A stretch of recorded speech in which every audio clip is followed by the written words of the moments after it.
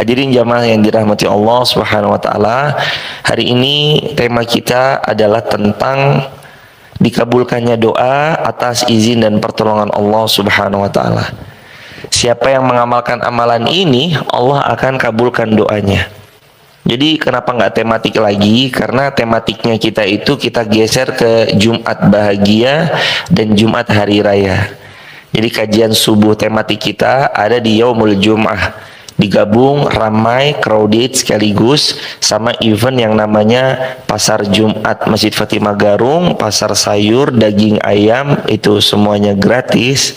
Tentu ada syarat ketentuan berlaku. Siapa-siapa yang mau mendapatkannya, hendaklah dia ngaji dulu bersama-sama sampai syuruk, lalu kemudian baru boleh pasar Jumat bareng-bareng. Selain itu juga ada program sedekah beras. Jadi setiap Jumat itu memang dibuat akbar aja sekalian. Jadi akbarnya kita kalau beberapa pekan yang lalu itu adalah Ahad, maka akbarnya Masjid Fatimah Garung sekarang di rolling. Bukan lagi Ahad, tapi akbarnya ada di hari Jumat. Sudah jalan berapa pekan, Mas? Udah jalan 3 pekan, alhamdulillah. 2 pekan temanya bersama kami tentang menjadi cerdasnya sebuah generasi ketika generasi itu tertaut pada 3 hal. 1, Allah dan Rasulnya. 2, tertaut pada ulamanya. 3, tertaut pada sejarahnya. Harusnya yang ketiga kemarin kita bahas sejarah, tapi qadarullah karena kami safar ke Jogja, insya Allah Jumat besok kita tematik lagi melanjutkan menjadi cerdasnya sebuah generasi lewat 3 pilar. Besok bahasannya adalah ketika anak-anak kita tersambung dengan sejarahnya. Karena mereka tersambung dengan sejarahnya, maka gennya itu gen terbaik karena ketersambungan sanad akan sejarah tidak terputus. Saya pernah bilang kepada anak-anak muda yang kemarin ikut ngaji bareng di Rhapsody Cafe Albetur Wonosobo, saya bilang, kenapa kita berbeda anak muda zaman sekarang sama anak muda zaman Nabi? Bukankah kita Qur'annya sama? Bukankah hadisnya sama? Bukankah role model kita sama? Lantas apa yang membuat kita berbeda? Yang berbeda adalah keterputusan ilmu akan apa yang harusnya mereka dulu, akan apa yang telah membuat mereka dulu hebat, dengan apa yang membuat kita harusnya menjadi hebat. Ada terputusnya ilmu, ada keterputusan sanad terhadap sejarah, sehingga buat kita tuh, ya sudahlah, kita mah bangsa-bangsa yang gini-gini aja, begitu. Karena ngerasa terputus, padahal superhero terbaik di dunia adalah kaum muslimin. Superhero terbaik dunia adalah pemimpin-pemimpin kaum muslimin. Superhero terbaik untuk umat manusia di seluruh alam semesta adalah baginda Rasulullah Muhammad Sallallahu Alaihi Wasallam. Cuma kan kita terputus aksesnya dari itu. Jadi nggak ngerasa superhero gitu. Coba kalau jamaah tahu, Mas Hadi ini keturunannya Pangeran Diponegoro loh. Beda nggak kira-kira jamaah? Itu bawa gennya Pangeran Diponegoro. Beda apa sama? Ya pasti beda jamaah. Kita itu sama. Kita ini ngerasa jadi bangsa yang lokro, jadi umat yang lokro karena keterputusan sanad akan sejarahnya. Coba mereka kembali pada sejarahnya. Coba mereka kembali pada manusia-manusia terbaik yang pernah memimpin jajaran kekuasaan wilayah dunia. Pasti nanti dia akan punya genetika kuat yang hebat karena mereka tersambung atas sejarah-sejarah gemilang mereka. Jadi nggak boleh diputus jemaah. Cara nyambungnya gimana? Ya jawabannya jelas. Cara nyambungnya bukan dengan cara benang-benang dijahit, enggak. Cara nyambungnya dengan memperbanyak belajar, dengan memperbanyak hadiri majlis ilmu. Ini cara menyambung sanad keilmuan kita sampai ke Rasulullah Sallallahu Alaihi Wasallam. Bercengkeramanya kita duduk di sini, harmoninya kita untuk hadir di majlis ilmu. Ini kan dalam rangka mencerdaskan generasi bangsa. generasi yang kelak akan melanjutkan estafet perjuangan kita. Maka mau nggak mau kita punya perjuangan ini, kita lanjutkan, teruskan warisannya Rasulullah Shallallahu Alaihi Wasallam yang Rasul bilang, taraktu fikum amrain, fa in tamassaktum bihi lan tadillu abadan. Aku tinggalkan pada kalian dua perkara, kalau kalian pegang dengan erat tidak akan pernah kalian celaka selama-lamanya. Yang pertama Al-Quran, yang kedua sunnahnya Rasulullah Sallallahu Alaihi Wasallam, baik berupa qauliyah, fi'liyah, taqririyah, wa himmah, baik berupa sabda-sabda Nabi, perbuatan-perbuatan Nabi, ketetapan Nabi, maupun cita-citanya Nabi atau Rasulullah Sallallahu Alaihi Wasallam. Bismillahirrahmanirrahim. Luruskan niat bareng-bareng, insyaallah Allah mudahkan kita untuk belajar di pagi yang mulia ini. Hurairah anna Rasulullah sallallahu alaihi wasallam qala yanzilu rabbuna tabaraka wa ta'ala kulla lailatin ila sama'id dunya.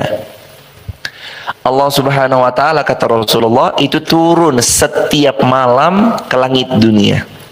Jangan ditanya bagaimana turunnya, karena pasti laisa kamitslihi syai' wa huwa alimun khabirun bidzatis sudur.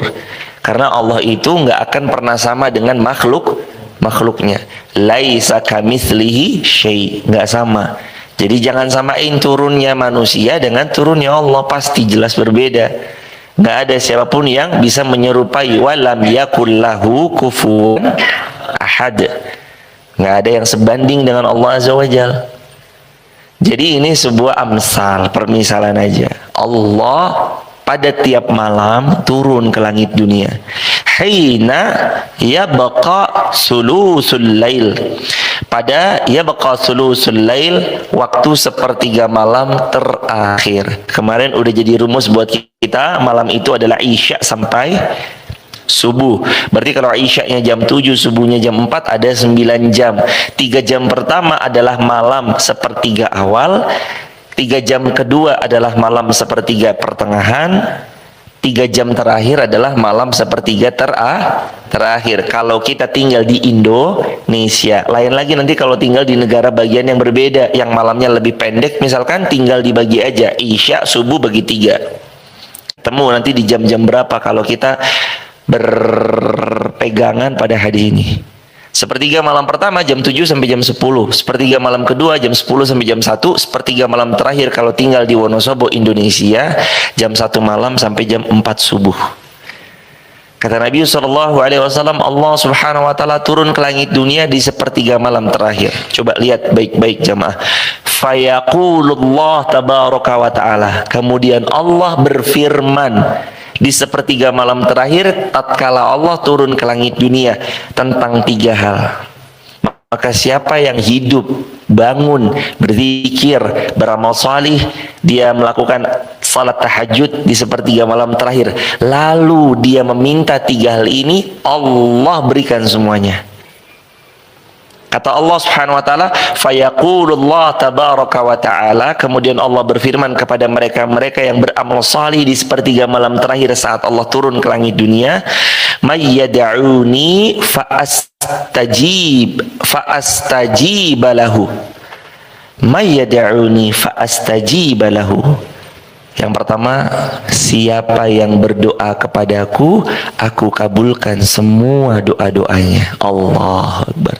Faman yada'uni fa'astajib lahu. Siapa yang berdoa kepadaku, aku kabulkan semua doa-doanya. Yang kedua, waman yas'aluni fa'atiyahu. Siapa yang meminta kepadaku, aku akan berikan semua permintaan-permintaannya.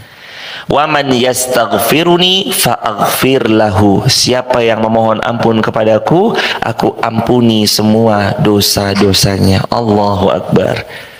Maka siapa yang mengamalkan amalan ini, diampuni Allah, dikabulkan hajat-hajatnya, dimasukkan ke dalam syurganya Allah Azza wa Jalla.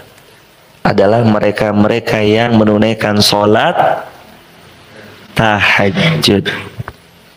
Bangun di sepertiga malam, menunaikan sholat tahajudnya dengan segala keterbatasan yang kita punya, karena namanya qumil laila illa Ya ayyuhal muzammil qumil laila illa qalila. Wahai orang-orang yang berselimut, bangun.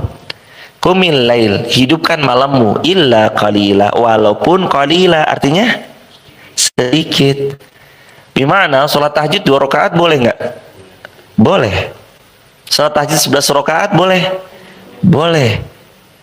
Itu tuh perintah Allah Subhanahu wa taala yang termaktub dalam Quran surah Al-Muzammil ayat 1 sampai 20. Nanti itu bahasan tentang seputar salat qiyamul lail.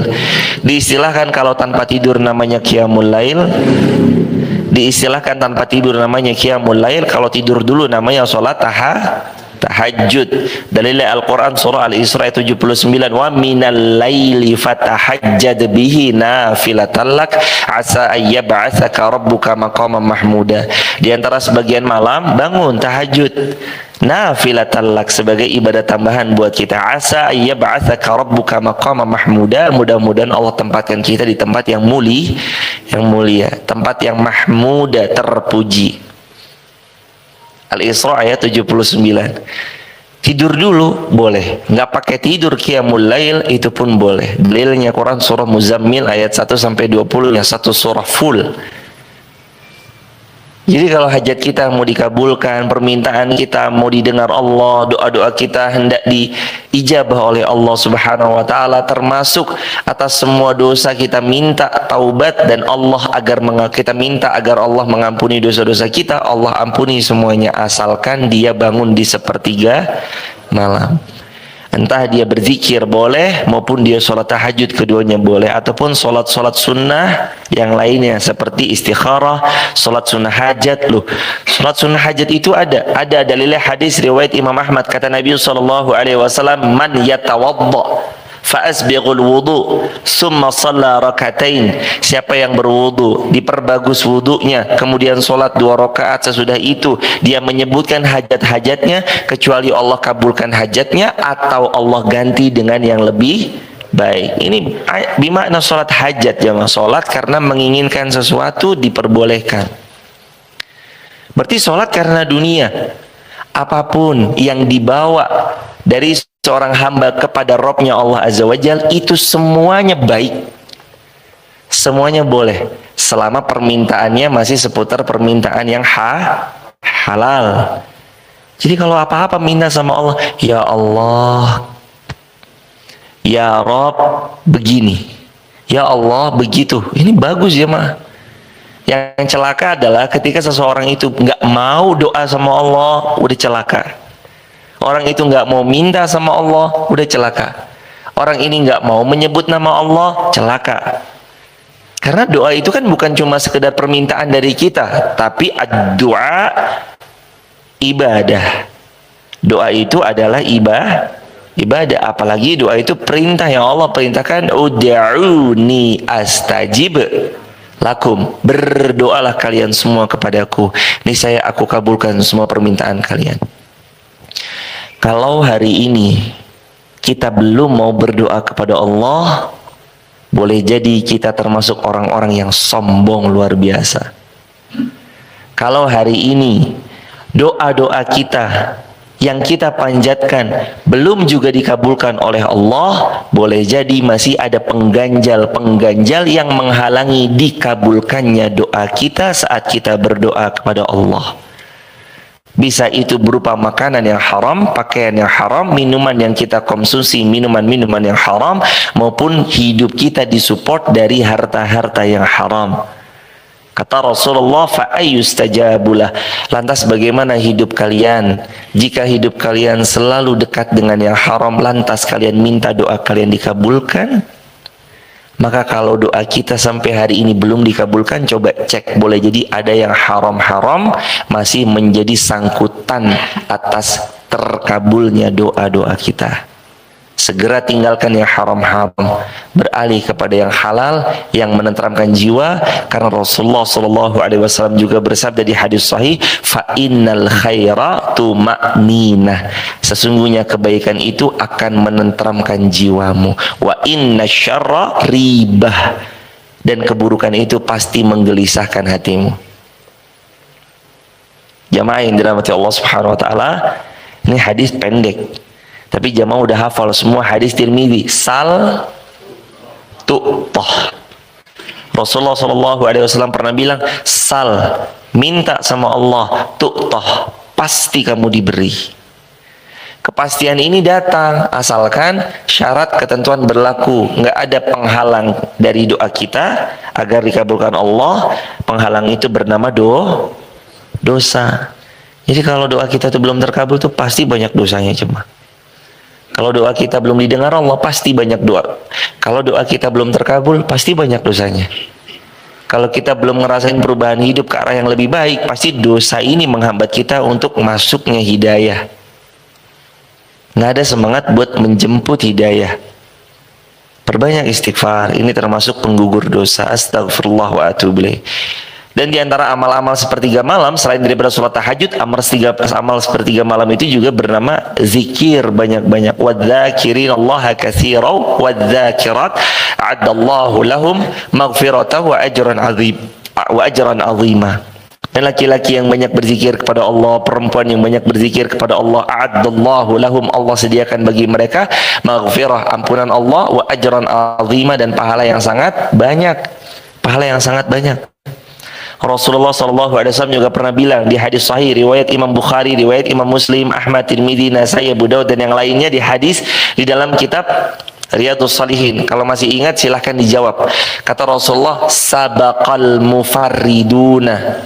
Kata Rasulullah, sungguh orang-orang mufarridun telah mendahului kita untuk masuk surga. Ditanya sama para sahabat, siapa mufarridun itu ya Rasulullah? Apa jawab Rasulullah, masih ingat? Lupa, Masya Allah. Sabaqal mufarridun, masih ingat nggak? Ini kita Riyadhus Shalihin. Sekarang pertemuan ke 104. Berarti kira-kira kalau 120 hari itu hampir, berarti kita 120 hari itu 4 bulan. 104 hari hampir kita 4 bulan. Berarti belum lama. Baru 4 bulan yang lalu kita belajar sabaqal mufarridun.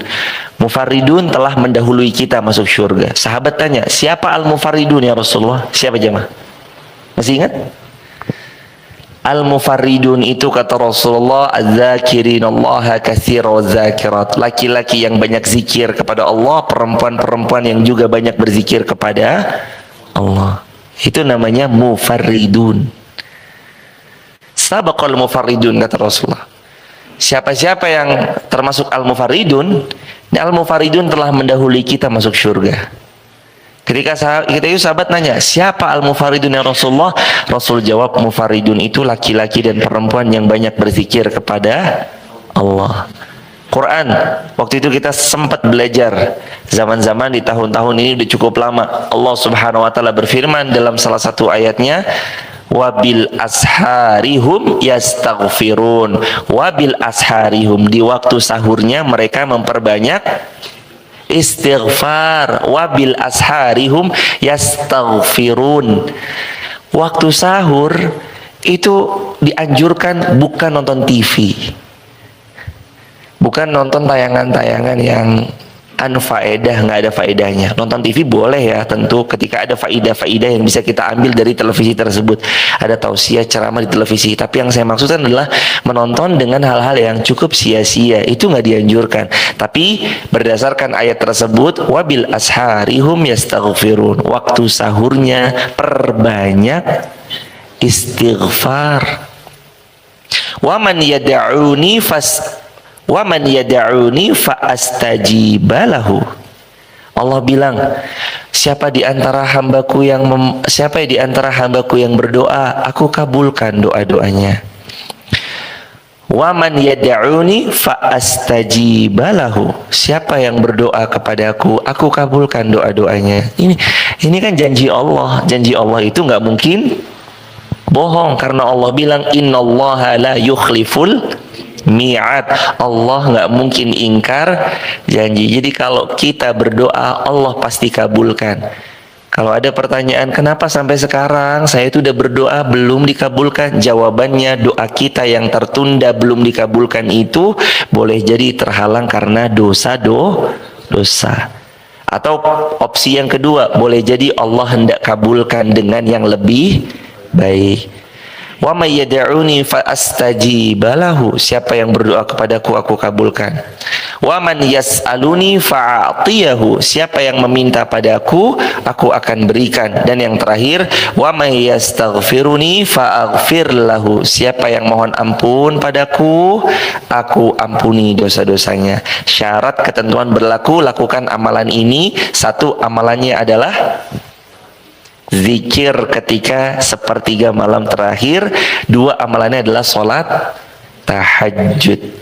Zikirnya waktu sahur lebih spesifik. Apa zikir waktu sahur? Banyak-banyak istighfar. Kemarin kita udah bahas ya jamaah. Teman-teman yang ngasihin di rumah, yang di YouTube, yang di TikTok, atas pertolongan Allah kita ketemu di subuh ini. Banyak-banyak sholawat, banyak-banyak istighfar, banyak-banyak berzikir kepada Allah. Karena Rasul pernah bilang, sabaqal mufarridun. Orang-orang yang disebut golongan mufarridun, banyak zikir, laki-laki maupun perempuan, akan dia masuk surga lebih dahulu.